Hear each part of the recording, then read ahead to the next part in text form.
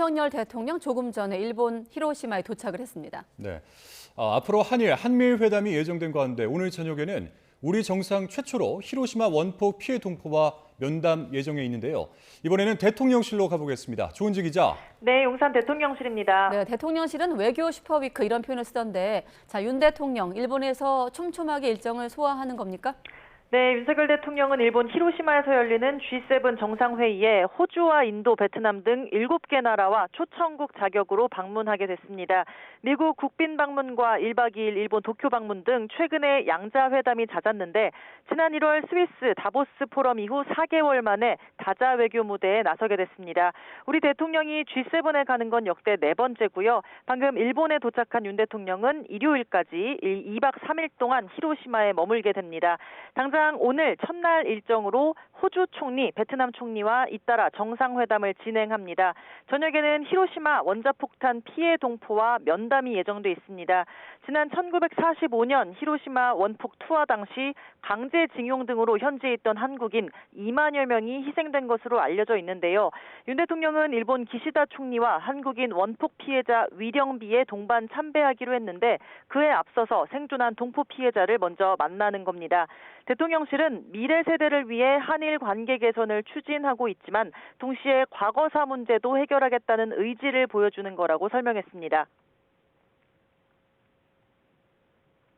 역대 대통령 가운데 히로시마 원폭 피해자들을 만나는 것은 우리 윤석열 대통령이 처음입니다. 한일 양국이 미래의 문을 열었지만 과거의 문도 결코 닫지 않고 해결해 나가겠다는 의지를 상징적으로 보여주는 거라고 얘기할 수 있겠습니다.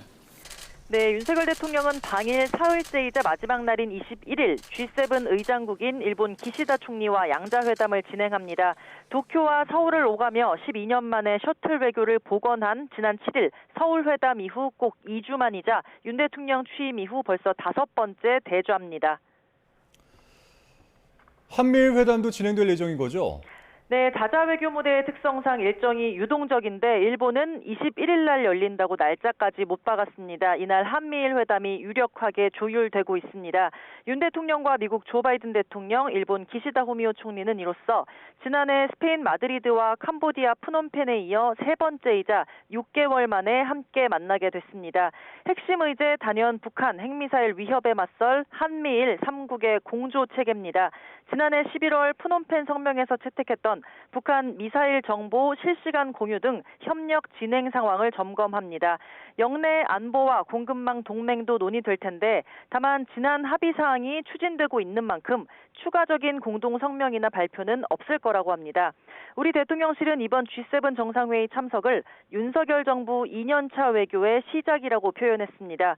국제 질서가 크게 변화하는 중요한 시기에 핵심 가치를 공유하는 파트너 국가들과 안보와 경제 산업 등에서 연대를 공고히 하고 우리 국익도 최대화하는 계기가 될 거라고 기대하는 모습인데요.